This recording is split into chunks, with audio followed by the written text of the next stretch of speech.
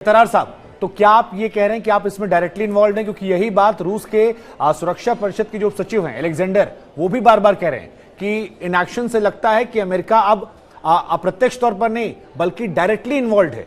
वो साफ साफ कह रहे हैं। तो आपके स्टेटमेंट से क्या यह माना जाए कि अमेरिका प्रत्यक्ष तौर पर अब इनके साथ है?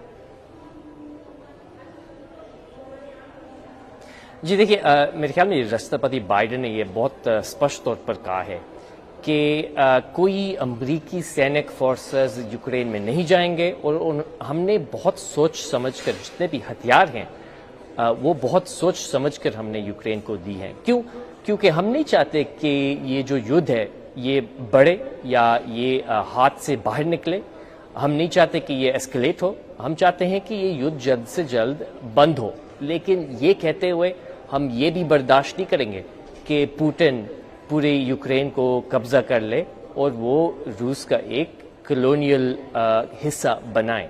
लेकिन इसलिए हम ये कह रहे हैं कि जो बहाने हम सुन रहे हैं रूस से, जी, लेकिन पुतिन ये कह रहे हैं कि जो हथियार आप उन्हें दे रहे हैं, अगर उन हथियारों का इस्तेमाल से रूस को नुकसान पहुंचाया गया रूस की सरजमी पर, तो फिर वो अटैक करने से नहीं घबराएंगे। और अभी उनके यहां पुल पर जो हमला हुआ है उसके बाद में उन्होंने कीव पर हमला किया है। इसी को लेकर वो आपको भी आगाह कर रहे हैं कि आपके हथियारों से अगर रूस के अंदर हमला होता है तो फिर वो आपको भी दुश्मन मानेंगे, उन देशों को भी दुश्मन मानेंगे और वो इधर काउंटर अटैक कर सकते हैं जो थर्ड वर्ल्ड वॉर में तब्दील हो सकती है और उसके लिए आप रिस्पॉन्सिबल होंगे। वो आप पर ही आरोप लगा रहे हैं। तो इसे काउंटर कैसे करेंगे आप?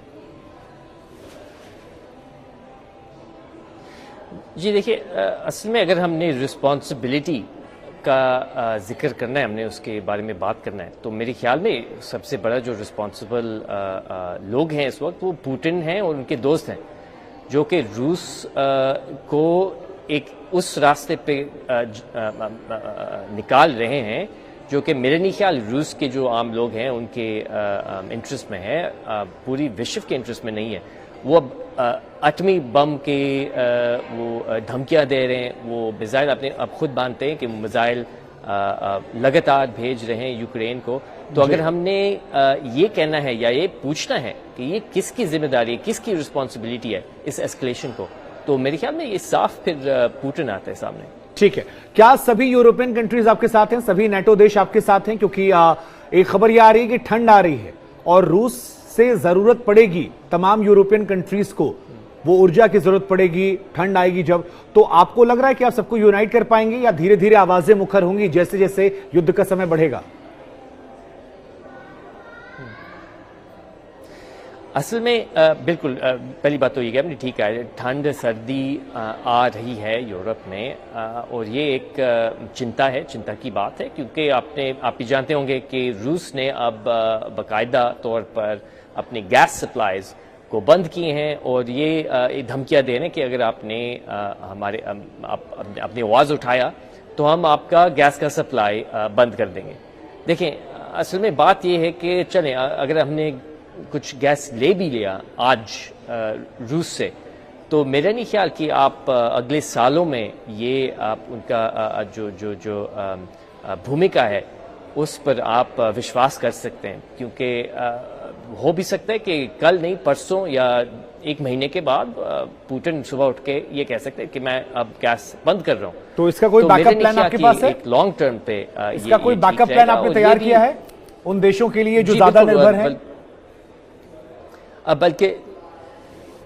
बिल्कुल, बल्कि खुद राष्ट्रपति बाइडेन और उनकी टीम लगातार इस पर काम कर रहे हैं। हम ये देख रहे हैं कि हम गैस सप्लाई यूरोप को कैसे भेज सकते हैं, किन तरीके से शिप्स के साथ, और वो दिन रात इस वक्त काम कर रहे हैं, क्योंकि हम समझते हैं कि जो नुकसान है वो फिर आम लोगों ने बर्दाश्त करना है यूरोप में। तो मेरे नहीं ख्याल कि कोई भी व्हाइट हाउस में बैठकर ये कह रहा है कि चलें उनको बर्दाश्त करने दें, नहीं, बल्कि वो कह रहे हैं कि हम मदद कैसे दे सकते हैं और किस तरीके से दे सकते हैं। जी, बीते 7-8 महीनों में लगातार जब हम भी तमाम एक्सपर्ट से बातचीत करते हैं तो कई एक्सपर्ट्स ये कहते हैं कि अमेरिका या यूरोपियन कंट्रीज ने यूक्रेन को जो हथियार दिए हैं वो दरअसल डिफेंसिव हथियार है, वो अटैक करने वाले हथियार नहीं है, उनकी इंटेंसिटी कम है। आप वो हथियार देते हैं जिससे वो डिफेंड कर सकते हैं, अटैक नहीं कर सकते हैं।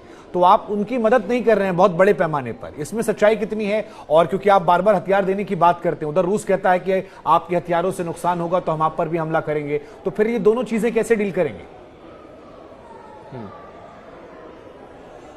जी देखिए, आपने बिल्कुल मेरे ख्याल में ठीक कहा है कि जो हम हथियार भेज रहे हैं इस वक्त यूक्रेन को, वो असल में डिफेंसिव हैं, यानी कि वो यूक्रेन को सुरक्षित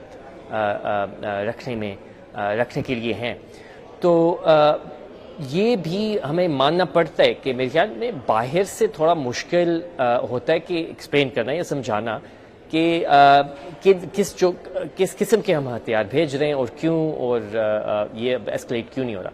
असल में राष्ट्रपति बाइडेन और हमारा विदेश मंत्री ब्लिंकन बहुत करीब से इन बातों को देखते हैं, और हम ऐसे हथियार भेजते हैं यूक्रेन को जिससे वो अपने टेरिटरी को वो डिफेंड कर सकते हैं, लेकिन उसी वक्त ये कोई ऐसा खतरा नहीं है जो कि यानी कि आप इन हथियार से मॉस्को तक आप मिसाइल नहीं भेजा सकते।